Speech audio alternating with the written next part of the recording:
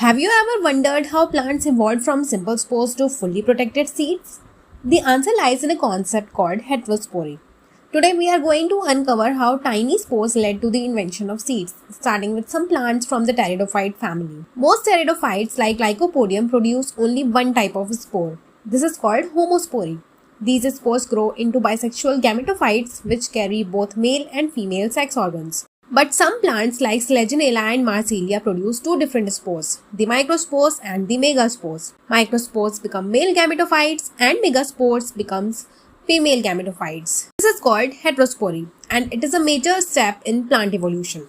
Each spore grows independently, fulfilling a unique role in reproduction. But why is it important?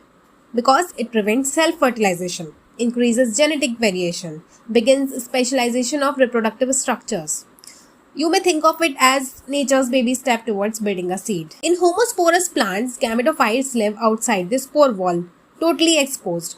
But in heterosporous pteridophytes, the female gametophyte develops within the megaspore wall. This leads to three big evolutionary leaps: protection, nutrition, and retention.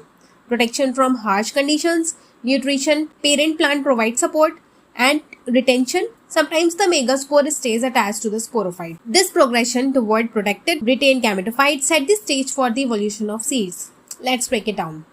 For seed habit to evolve, plants need heterospory, retention of megaspore, female gametophyte inside megaspore, fertilization within the plant body, and protection and nourishment of embryo.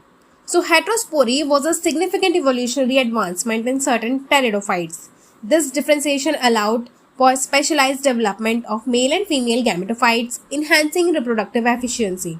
It was a crucial step in the evolution of plants, leading to complex reproductive strategies observed in modern flora. Thank you, and up next we'll be talking about gymnosperms.